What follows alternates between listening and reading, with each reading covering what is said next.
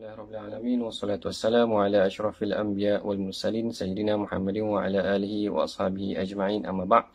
InsyaAllah pada hari ini kita akan bicarakan satu hadis yang barangkali kita pernah dengar, barangkali kita tak pernah dengar. Cumanya apa yang menariknya adalah kerana hadis ni diriwayatkan sendiri oleh Sayyidina Abu Bakar. Saya terpanggil untuk menceritakan ataupun berkongsi tentang hadis ni kerana sebenarnya hadis yang diriwayatkan oleh Sayyidina Abu Bakar As-Siddiq ni tidak banyak. Kalau kita perhatikan, kalau kita comparekan, kita buat perbandingan di antara Abu Hurairah dengan Abu Bakar, Abu Hurairah lebih banyak meriwayatkan hadis, beribu-ribu hadis yang diriwayatkan oleh Abu Hurairah, sedangkan dia hanya sempat dengan Rasulullah sekitar 3 ke 4 tahun sahaja. Berbanding dengan Abu Bakar, orangnya adalah orang yang paling lama dengan Rasulullah. Tetapi beliau hanya meriwayatkan hadis hanya 100 lebih sahaja hadis yang diriwayatkan oleh Abu Bakar. Dan ini adalah antara hadis yang diriwayatkan oleh Abu Bakar yang saya kira agak menarik juga untuk kita kongsikan bersama pada hari ini insya-Allah. Hadis ini diriwayatkan oleh Al-Imam Tirmizi. Al-Imam Tirmizi menukilkan di dalam Al-Jami' At-Tirmizi yang menyebutkan an Ikrimah an Ibn Abbas qala Abu Bakar radhiyallahu taala anhu ya Rasulullah qad shibta. Satu hari Abu Bakar berdialog dengan Rasulullah. Lalu Abu Bakar bertanya kepada Rasulullah ataupun menegur Rasulullah. Dia kata kepada Rasulullah, ya Rasulullah qad shibta. Wahai Rasulullah, aku perhatikan kau ni dah beruban. Kau ni dah beruban. Lalu Rasulullah bagi jawapan. Rasulullah kata, qala syayyabatni Hud wal waqi'ah wal mursalatu wa amma yatasaalun wa idza syamsu kuwirat. Lalu Rasulullah kata, aku ni beruban disebabkan kerana beberapa surah, iaitu surah Hud, surah Waqi'ah, surah Mursalat, surah An-Naba dan surah Takwir, iaitu wa idza syamsu kuwirat. Dalam sebahagian lafaz yang lain, Rasulullah menyebutkan syayyabatni Hud wa akhawatuha. Aku ni beruban disebabkan kerana surah Hud dan akhawatuha ni maknanya adik-beradik surah Hud ni tadi. Iaitu adik-beradik surah Hud ni adalah surah yang seperti Rasulullah sebutkan dalam riwayat Tirmizi ni, iaitu surah Waqi'ah, surah Mursalat, surah Naba tadi, kemudian surah Takwir tu tadi. Jadi kat sini timbul satu persoalan yang menarik. Yang pertama tadi Rasulullah Abu Bakar perasan yang Rasulullah ni telah beruban. Kemudian Rasulullah cakap aku beruban ni kerana 5 surah ni ataupun kerana beberapa surah ni. Soalan yang menarik kat sini yang menjadi perbahasan di kalangan ulama, kenapa surah-surah ni yang menyebabkan Rasulullah jadi beruban? Kenapa surah-surah ni menyebabkan Rasulullah jadi beruban?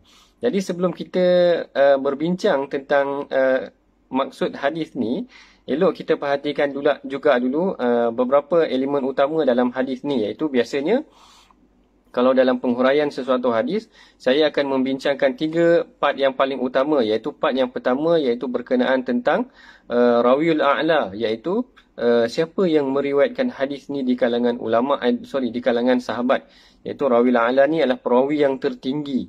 Perawi yang tertinggi ni biasanya kita merujuk kepada sahabat yang meriwayatkan, yang mengambil hadis ni daripada Rasulullah. Yang kedua, kita akan perhatikan perkataan-perkataan yang ada dalam hadis ini, iaitu al-ma'na am, iaitu al-ma'na al-am, iaitu makna umum yang kita boleh dapati daripada hadis ini. Dan yang ketiga ni adalah al-mustafad min hadzal hadis, iaitu pengajaran yang kita boleh ambil daripada hadis ni. Yang pertamanya, mari kita perhatikan siapakah perawi hadis ini, iaitu perawi yang tertinggi hadis ni seperti yang saya sebutkan tadi adalah Sayyidina Abu Bakar, iaitu Abu Bakar yang meriwayatkan hadis ni. Bahkan dalam riwayat Tirmizi ni menyebutkan Abu Bakar ceritakan hadis ni kepada Sayyidina Abdullah bin Abbas. Abdullah bin Abbas ni adalah sepupu Rasulullah, orang yang mahir dalam bidang Al-Quran. Kemudian Abdullah bin Abbas sampaikan hadis ni kepada anak murid dia Ikrimah. Ikrimah yang kita kenal juga sebagai Ikrimah Maula bin Abbas, iaitu anak murid Ikrimah ni adalah anak murid ataupun orang suruhan kepada Abdullah bin Abbas. Kemudian hadis ni direkodkan. Pertamanya adalah perawi ni tadi adalah Sayyidina Abu Bakar ni. Abu Bakar ni ada beberapa perkara penting yang kita kena tahu berkenaan tentang dia. Yang pertamanya, Abu Bakar ni tinggi kedudukan dia di sisi Allah. Sehingga kan Allah Taala menyebutkan berkenaan dengan dia dalam suratul Lail. Dalam suratul Lail Allah Taala sebut wa sayujannabuhal atqa allazi yu'ti malahu yatazakka. Dan kebinasaan ataupun neraka ini akan dijauhi daripada orang yang bertakwa ni tadi, allazi yu'ti malahu yatazakka, yang mana dia memberikan hartanya dan dia menyucikan dirinya dengan harta ni tadi. Menurut para mufassir, yang dimaksudkan dengan wasayujannabuhal atqa ni tadi, orang yang bertakwa yang disebutkan dalam suratul Lail ni adalah Abu Bakar. Maknanya bukan senang-senang Allah Ta'ala menyifatkan Abu Bakar ni sebagai seorang yang bertakwa. Ini adalah satu sifat yang Allah Ta'ala sendiri berikan kepada Abu Bakar. Maknanya Abu Bakar ni bukan orang yang calang-calang. Allah Ta'ala puji dia sebagai orang yang bertakwa.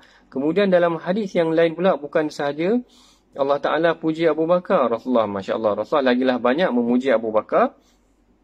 Dalam sebuah hadis yang diriwayatkan oleh Sayyidina Abu Hurairah pernah menceritakan, dia kata, qala Rasulullah sallallahu alaihi wasallam, man asbaha minkum sha'iman. Rasulullah tanya pada para sahabat satu hari, Rasulullah jumpa para sahabat, Rasulullah tanya di kalangan mereka, ada tak di kalangan kamu ni yang berpuasa? Faqala Abu Bakar, ana. Tiba-tiba Abu Bakar kata, aku puasa. Aku puasa. Kemudian Rasulullah tanya juga lagi, man tasaddaqa bisadaqatin. Siapa di kalangan kamu yang pada hari ini bersedekah ataupun memberi sumbangan? Faqala Abu Bakar, ana. Abu Bakar angkat tangan lagi, atau Abu Bakar kata, aku berpuasa.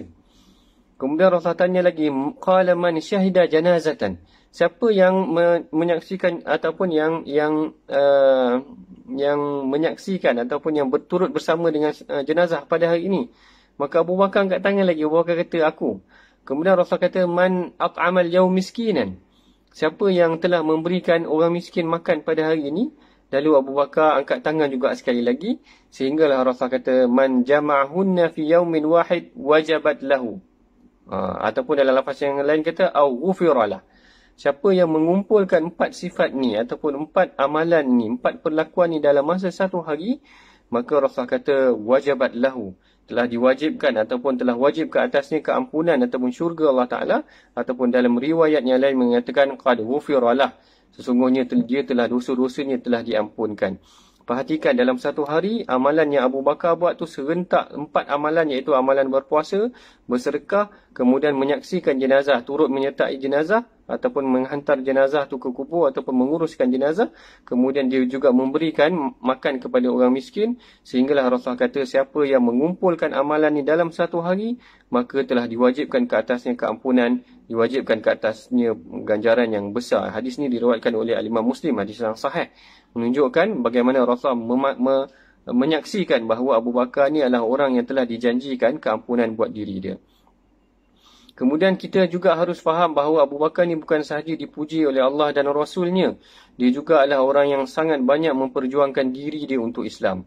Tak ramai yang tahu, mungkin orang hanya kenal Bilal pernah kena seksa, Khubayb pernah kena seksa. Sebenarnya Abu Bakar sendiri melalui idza' ataupun melalui penyiksaan yang dilalui ataupun yang dikenakan oleh orang Quraisy terhadap mereka. Salah satu ujian berat yang dikenakan oleh Abu Bakar, yang dikenakan terhadap Abu Bakar ataupun yang ditimpa terhadap Abu Bakar adalah bila mana dia berkhutbah di hadapan Quraisy. Iaitu dikatakan dia adalah antara orang yang khatibun awal, orang yang pertama, khatib yang pertama, orang yang pertama yang berkhutbah di hadapan Quraisy, yang menyeru kepada Allah ataupun yang berdakwah di kalangan sahabat, yang berdakwah kepada Allah Ta'ala, sehingga menyebabkan dia dipukul oleh Quraisy. Dia dipukul oleh Quraisy. Kalau tak silap saya, diriwayatkan oleh Ibnu Ishaq. Dia kata, wa wutiya Abi Bakrin, Abu Bakar dipijak. Wa duriba darban syadidan, kemudian dia dipukul dengan pukulan yang agak teruk. Wa dana minhul fasik, kemudian dia didekati oleh orang yang fasik, iaitu Utbah ibn Rabi'ah.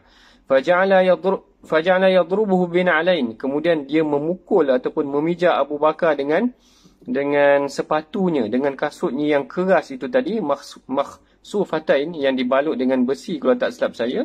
Sehinggalah luka Abu Bakar tu pada muka dia agak teruk.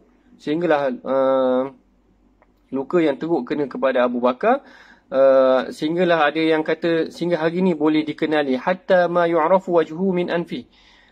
Sehinggalah luka yang teruk daripada muka dia sehingga tak dapat dikenali, ataupun orang keliru, ataupun kecederaan yang biasa kalau kita tengok kecederaan yang teruk tu menyebabkan orang rasa muka dia memang teruk betul ataupun luka terus sehingga sukar dikenali. Hatta ma yu'raf wajhu min anfi, sehingga orang tak dapat nak kenali mana muka dia, mana hidung, ataupun mana luka yang teruk telah berlaku. Sehingga teruknya pukulan yang dikenakan terhadap Abu Bakar ni, wajah Banu Tayyib. Maka bila melihatkan Abu Bakar kena pukul teruk ni, datanglah Banu Tayyib, iaitu Bani Abu Bakar sendiri, iaitu kaum dia datang untuk membantu dia. Yata'adaun, iaitu mereka menghalau ataupun menjauhkan Quraisy ataupun musyrikin daripada Abu Bakar. Wa hamalat Banu Tayyib Abu Bakar fi thawbin, hatta kemudian diangkat Abu Bakar dalam satu baju ataupun dalam satu kain, hatta adkhaluhu fi manzilihi, sehingga dibawa masuk ke rumah dia. Thumma raja'at Banu Tayyib, kemudian Banu Tayyib pun keluar daripada rumah Abu Bakar dan dia masuk ke masjid. Fadakhalul masjidah wa qalu, dan mereka berkata, wallahi la in mata Abu Bakrin, wallahi sekiranya mati Abu Bakar, lanaqtulanna Utbah ibn Rabi'ah, kami akan bunuh Utbah. Maknanya kalau nak cerita, dalam riwayat ni menunjukkan teruk juga Abu Bakar kena seksa. Jangan ingat hanya sahabat-sahabat yang miskin ataupun para hamba sahaja yang kena seksaan yang teruk. Sebenarnya Abu Bakar juga terkena ataupun dikenakan seksaan juga ketika dalam proses ataupun ketika awal sesi dakwah tu tadi, dan dia berjaya mempertahankan diri dia dan dia berjaya memperjuangkan Islam melalui diri dia tu sendiri. Perhatikan bagaimana maknanya perjuangan Abu Bakar ni bukan calang-calang juga. Maka tak heranlah kita dapati dalam Quran tu sendiri Allah Ta'ala memuji Abu Bakar. Kemudian Rasulullah sendiri memuji Abu Bakar. Kemudian kita perhatikan juga yang Rasulullah kata dalam fasa dakwah yang terawal, Rasulullah kata Abu Bakar ni orang yang paling cepat beriman, orang yang paling cepat membenarkan Rasulullah. Rasulullah kata, ma da'autu ahadan ilal Islam, aku tak pernah seru seseorang kepada Islam, illa kanat anhu kabwatan, melainkan di sisi mereka ni mesti ada rasa macam ragu-ragu, awataraddudun, ataupun ada rasa ragu-ragu, wa nazarun, ataupun berfikir semula tentang apa yang didakwahkan oleh Rasulullah tu tadi. Lalu Rasulullah kata, illa Abu Bakrin, melainkan Abu Bakar, ma atamma minhu hina zakaratuhu wa ma taraddada fihi. Abu Bakar ni tak pernah rasa ragu-ragu ataupun tak pernah rasa taraddud ni, tak pernah rasa goyah ataupun tak pernah rasa ragu-ragu terhadap apa yang disampaikan oleh Rasulullah ni tadi. Dia terus beriman, cepat teriman Abu Bakar ni, dia tidak teragak-agak. Dia tidak teragak-agak, dia memperjuangkan Islam. Tapi apa yang paling penting sekali, yang pada pandangan saya berkenaan tentang Abu Bakar ni adalah iman dia tu tadi. Apabila dia beriman kepada Allah Ta'ala, iman dia menggerakkan iman orang lain. Ini yang istimewanya Abu Bakar. Kerana kalau menurut riwayat Ibnu Ishaq,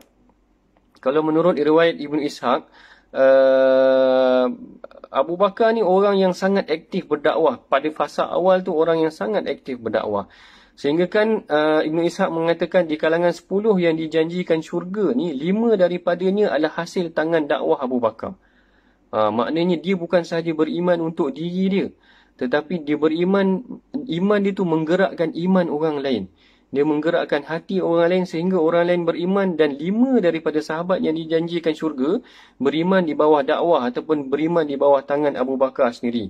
Mereka itu adalah seperti Sayyidina Uthman, Sayyidina Zubair bin Al-Awwam, Sayyidina Abdul Rahman bin Auf, Sayyidina Sa'ad bin Abi Waqqas dan Sayyidina Talha bin Ubaidillah. 5 orang ni bukan orang yang calang-calang. Maksudnya 5 orang ni dijanjikan syurga.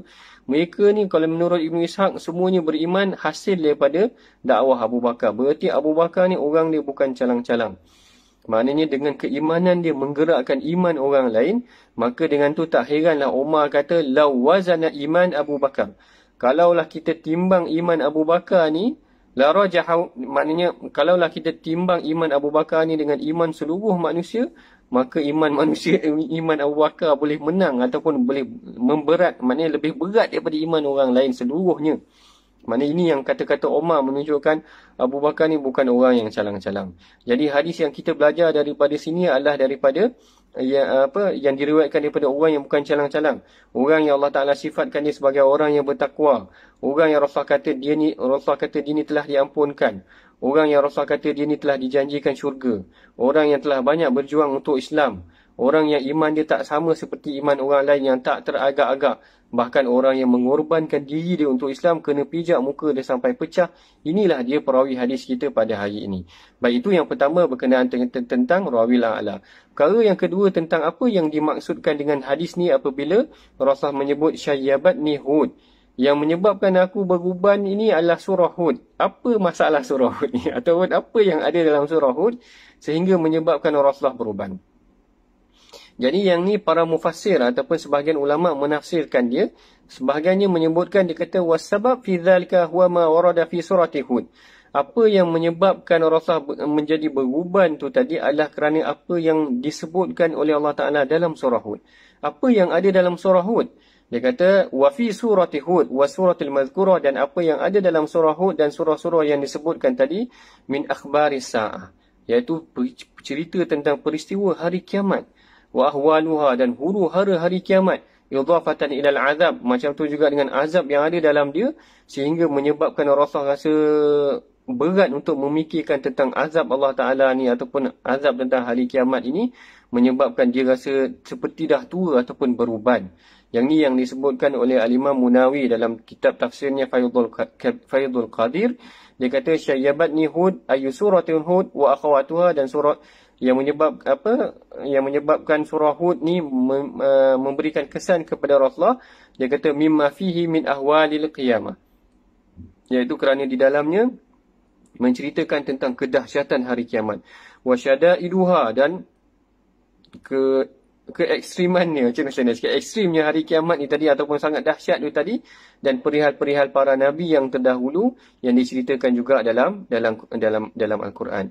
Kemudian juga kalau kita perhatikan, sebenarnya berkenaan tentang hari kiamat ni menyebabkan manusia merasa terlalu panjang berfikir ataupun menyebabkan manusia menjadi rasa seperti tua. Perkara ni disebutkan juga sebenarnya dalam Quran. Dalam surah Muzammil, kalau tuan-tuan ingat, Allah Ta'ala ada menyebut, dia kata yauma yaj'alul wildana shiba. Kan Allah Ta'ala kata hari yang di mana kanak-kanak tu menyebabkan dia menjadi beruban. Maknanya huru-hara hari kiamat tu bukan sahaja menyebabkan kandungan boleh gugur ataupun terlalu huru-hara sehingga menyebabkan anak kecil yang masih lagi yaumai yaj'alul wildana shiba. Anak kecil yang disebabkan hari itu terlalu huru-hara menyebabkan dia menjadi beruban. Yang ni yang Allah Ta'ala sendiri sebutkan dalam surah Al-Muzammil tu sendiri. Jadi maka tak heranlah jawapan yang diberikan oleh Rasulullah tu sangat berkaitan dengan apa yang telah Allah Ta'ala sampaikan dalam Quran. Jadi bila mana Abu Bakar tanya kepada Rasulullah, wahai Rasulullah, apa yang menyebabkan kau beruban ni? Aku nampak kau dah beruban. Lalu Rasulullah kata syayyabatni Hud wa akhawatuha, ataupun dengan nama-nama surah yang lain tu, yang menyebabkan aku beruban ni adalah surah Hud, kerana surah Hud ni banyak menceritakan tentang huru-hara hari kiamat. Surah Naba, surah Waqi'ah tadi yang kita sebutkan tadi, surah Takwir ni semua menceritakan tentang azab ataupun huru-hara hari kiamat, sehingga menyebabkan aku rasa beruban ataupun aku menjadi beruban. Samalah seperti yang Allah Ta'ala sebutkan dalam surah Muzammil, yaumai yaj'alul wildana shiba. Pada hari itu kita akan tengok kanak-kanak pun boleh menjadi beruban dan sebagainya. Ini yang pertama, pandangan sarjana tafsir yang mengatakan sebenarnya yang menyebabkan Rasulullah beruban itu adalah kerana huru-hara yang disebutkan dalam surah Hud itu sendiri. Tapi ada pandangan kedua yang diriwayatkan oleh Al-Imam Qurtubi yang agak menarik dalam penafsiran hadis ini, iaitu yang direkodkan oleh Al-Imam Qurtubi. Dia kata waqila innal ladzi syayyaman nabi, apa yang dan dikatakan yang menyebabkan Rasulullah beruban itu adalah daripada surah Hud, daripada surah Hud ni adalah qauluhu ta'ala fastaqim kama umirta. Yang menyebabkan Rasulullah ni beruban adalah kerana ayat yang ni dikatakan, iaitu ayat tentang istiqamah. Berarti istiqamah ni bukan satu perkara yang mudah. Maknanya ketika mana ayat tentang istiqamah ni diturunkan, Sayyidina Abdullah bin Abbas ada meriwayatkan satu hadis. Dia kata ma nuzila ala Rasulillah sallallahu alaihi wasallam ayatan, tak pernah turun satu ayat pun pada Rasulullah, hiya asyaddu wala asyaq, ianya tidaklah lebih susah ataupun lebih sukar daripada ayat ini, iaitu ayat fastaqim kama umirta. Iaitu seolah Rasulullah nak bayangkan betapa istiqamah dalam sesuatu perkara ni sangat sukar. Hari ni kita tengok kalau dalam tempoh PKP kita boleh konsisten tak, istiqamah tak kita nak baca Quran, ataupun istiqamah tak kita untuk solat berjemaah bersama dengan anak-anak kita, ataupun istiqamah tak kita dalam perkara-perkara yang kita boleh buat sehingga, ataupun boleh tak kita istiqamah dalam tempoh PKP ni sehinggalah tempoh selesai PKP. Maknanya istiqamah ni bukan satu perkara yang mudah, satu perkara yang menyebabkan menurut Al-Imam Qurtubi ni tadi, menyebabkan Rasulullah berasa beruban ataupun mana susah untuk kita konsisten dalam satu perkara. Dan kalau kita konsisten dalam satu perkara ni, maknanya Allah Ta'ala akan berikan kita ganjaran yang tidak ternilai. Yang ni kita boleh perhatikan dalam kes Masyiatah. Dalam kes Masyiatah, yang ni yang dalam kes Isra Mi'raj, kalau tuan-tuan ingat, ketika mana Rasulullah lalu dalam satu perjalanan, Rasulullah ada bau satu bauan yang wangi. Lalu Rasulullah tanya kepada Jibril, "Ma hadhihi raihatu ya Jibril?" Ini bau apa ni wahai Jibril? Bau yang sangat wangi ni. Lalu Jibril ceritakan ini adalah bau Masyiatah, tukang sikat anak kepada Fir'aun. Tukang sikat anak kepada Fir'aun. Kerana kisahnya yang panjang, kalau tuan-tuan pernah dengar, bahawa bila mana sikat dia terjatuh, dia sebut Allah. Lalu anak dia tanya siapa Allah. Maka Masyiatah kata, "Wa Rabbi wa Rabbukum," ataupun "Wa Rabbi wa Rabbu abuka." Iaitu ianya adalah Allah adalah Tuhanku dan Tuhan ayah engkau. Kemudian anak dia kata, "Awarrabbun ghairu abi," kalau tak silap saya. Lafaz dia lebih kurang, apakah ada Tuhan selain daripada ayah aku? Maknanya Fir'aun mengaku diri dia Tuhan. Lalu bila disampaikan kepada Fir'aun, marahlah Fir'aun, lalu dibakarnya api ataupun dinyalakan minyak, lalu dibakar semua anak-anak Masyiatah ni. Masyiatah masih lagi konsisten. Tuan-tuan bayang bukan mudah nak konsisten ni. Anak dia dibakar hidup-hidup depan mata dia. Cuba bayangkan kita kalau anak kita dibakar hidup-hidup depan mata kita, boleh tak kita konsisten? Boleh tak kita istiqamah? Sehinggalah dalam asalnya dia konsisten. Dia maknanya dia boleh bersabar lagi. Sehinggalah bila mana anak yang dikendongnya, yang dipegangnya itu, yang baby itu tadi, hendak dicampakkan, barulah dia menangis. Bila dia menangis ni, Allah Ta'ala berikan dia satu karamah ataupun satu kelebihan yang lain, iaitu bayi itu tadi boleh bercakap kepada dia kenapa kita nak takut, sedangkan Allah Ta'ala bersama dengan kita. Lalu dia terkorban dalam peristiwa itu tadi. Lalu Allah Ta'ala berikan dia satu ganjaran yang istimewa, sehingga Rasulullah boleh bau wangian dia. Iaitu istiqamah ni satu perkara yang agak sukar, sehingga disebutkan juga dalam hadis yang kes Isra Mi'raj, kes Masyiatah ni tadi. Kemudian dalam surah ni juga, dalam hadis ni juga menceritakan bagaimana dalam surah Hud ada ayat tentang fastaqim kama umirta, iaitu istiqamahlah kamu seperti mana yang kamu diarahkan. Maknanya perkara istiqamah ni bukanlah satu perkara yang mudah. Jadi kat sini kita faham dah secara umum ada dua perkara yang menyebabkan Rasulullah merasakan dirinya beruban ataupun yang menyebabkan dirinya beruban. Yang pertama kerana kedahsyatan ataupun konsistennya ataupun kesukaran dia memikirkan tentang kedahsyatan hari kiamat menyebabkan dia merasakan dirinya beruban. Kemudian yang keduanya adalah kerana arahan tentang istiqamah yang disebutkan oleh Allah Ta'ala dalam Quran itu yang menyebabkan Rasulullah merasakan dirinya agak sukar ataupun melalui masa-masa yang sukar, kerana istiqamah adalah perkara yang agak sukar. Itu tentang makna umum daripada hadis ni. Jadi yang ketiganya daripada hadis ni, apa yang kita boleh belajar adalah tentang pengajaran ataupun pelajaran ataupun pengajaran yang kita boleh perolehi daripada hadis ni. Yang pertamanya, kalau kita perhatikan hadis ni menunjukkan bagaimana para sahabat ataupun Rasulullah ni, dia bila dia baca Quran, dia baca Quran dengan bersungguh, kan? Maknanya dia cuba memahami ataupun menghayati itu sehingga menyebabkan dia beruban. Ada beberapa jenis orang ataupun ada beberapa jenis manusia yang baca Quran ni. Antaranya yang pertama, dia baca Quran untuk dapat pahala. Tak salah pun baca Quran untuk dapat pahala. Dalam hadis Rasulullah ada sebut, Rasulullah kata yuqalu li sahibil Quran, Rasulullah kata pada ahli Quran nanti pada hari kiamat akan diberikan kepada dia kata-kata ataupun akan dikatakan kepada mereka ataupun dipanggil ahli Quran ni dan diungkapkan kepada mereka, kata pada mereka, iqra wartaqi warattil kama turattal fid dunya. Bacalah dan naiklah dan bacalah lagi seperti mana engkau baca di dunia. Fa inna manzilataka 'inda akhir ayah taqra'uha. Rasulullah kata sesungguhnya orang yang baca Quran ni, kedudukan dia di akhir hari akhirat nanti adalah pada ayat yang terakhir yang dibaca. Lagi banyak dibaca, lagi tinggi kedudukan dia. Lagi banyak dibaca, lagi tinggi kedudukan dia. Lagi banyak dibaca, lagi tinggi kedudukan dia. Gambaran dia seolah begitu. Rasulullah kata, Iqra' wartaqi. Bacalah dan naiklah. Bacalah dan naiklah. Jadi, maknanya ada orang yang baca Quran ni memang dia berharapkan supaya Allah Ta'ala naikkan darajat dia. Ataupun dia dapat, mudah-mudahan dia dapat pahala. Tapi yang menariknya, hadis ni diriwayatkan oleh Al-Imam Abu Dawud. Di dalam kitab Aunil Ma'bud ada menceritakan tentang bagaimana hadis ni sebenarnya lebih memfokuskan kepada orang yang bukan sekadar baca sahaja, tetapi baca dengan tartil dan cuba tadabbur memahaminya. Maknanya bukan sekadar baca. Kalau boleh, maknanya kita baca Quran tu dan kita tadabbur sekali makna dia. Mudah-mudahan dengan bacaan kita yang baik menyebabkan Allah Ta'ala angkat kita ke kedudukan yang lebih tinggi di hari akhirat kelak. Kemudian yang keduanya juga kita perhatikan bahawa orang yang bersungguh baca Quran ni, kemudian dia memperelokkan bacaan Quran dia, akan menyebabkan malaikat menurunkan ketenangan buat dia. Ataupun malaikat akan datang, bahkan malaikat datang bersama dengan dia pun boleh jadi juga. Yang ni berlaku kepada Sayyidina Usaid bin Hudayr. Yang ni saya pernah ceritakan dalam satu sesi rakaman berkenaan tentang Sayyidina Usaid ni ketika mana dia baca Quran, kuda dia tak boleh duduk diam. Maknanya dia baca Quran pada malam hari, kemudian dia ikat kuda dia di sisi dia, kemudian dia letakkan anak dia juga di sisi dia. Apabila dia baca Quran, dia kata, bila aku baca Quran, jalatil faras. Kuda aku tak boleh nak duduk diam, maknanya menggelepar, tak boleh nak duduk diam.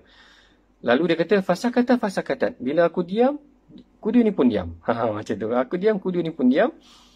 Dia sehinggalah dia kata, aku bimbang takut nanti kuda ni terpijak anak aku, jadi aku pun berhenti baca Quran tu tadi.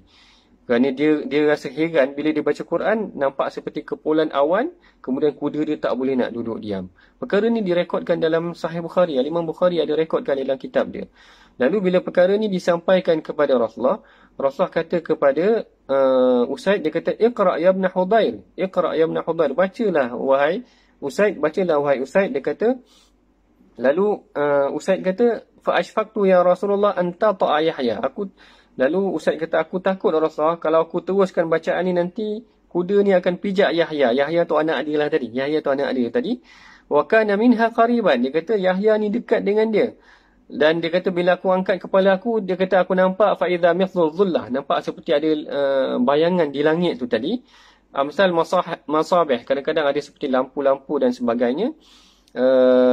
Lalu Rasulullah tanya pada Usaid, wa tadri madzaka, engkau tahu tak apa benda tu wahai Usaid? Usaid kata, la, qala al malaikatu danat li sautika.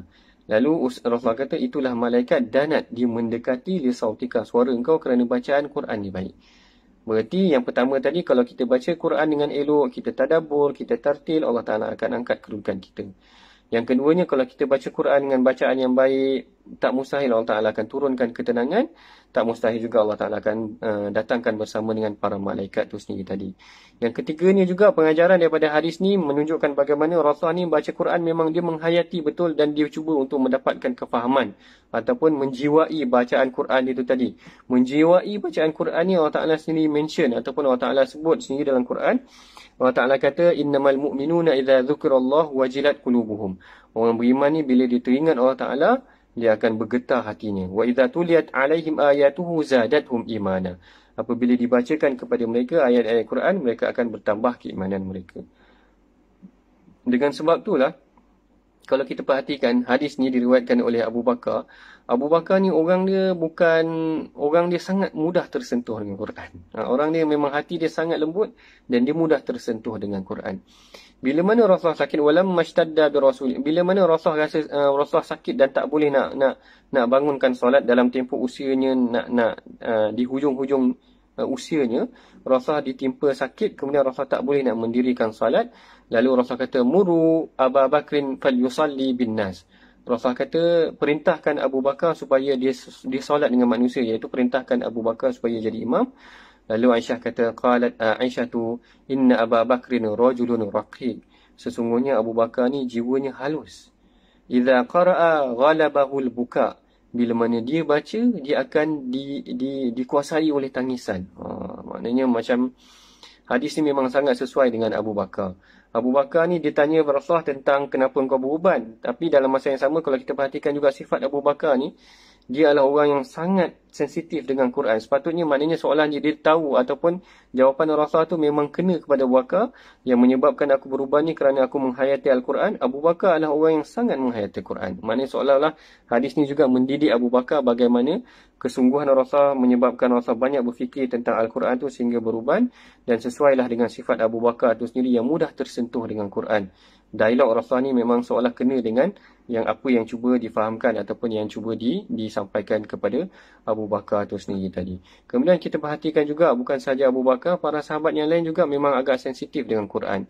Kalau kita pernah dengar riwayat daripada Abdullah bin Shaddad bin Al-Had yang menceritakan, dia kata, Sami'atu nasyiju Umar, aku pernah dengar tangisan ataupun rintihan Umar ketika mana aku solat, dan dia kata, wa inni la fi akhir sufuf, aku ni berada dalam saf yang jauh, yang belakang, yang akhir ni, tapi boleh dengar Umar punya tangisan tu tadi. Berarti mereka ni dengan Quran agak sensitif. Mereka memang sangat menghayati Quran dan sebagainya, dan mereka mempraktikkan Quran dan sebagainya. Jadi itu 3 pengajaran yang kita boleh dapat daripada hadis ni. Yang pertama, kita dapati bahawa Rasulullah tu tadi, dia baca Quran, memang dia cuba menghayati Quran tu sehingga dia beruban.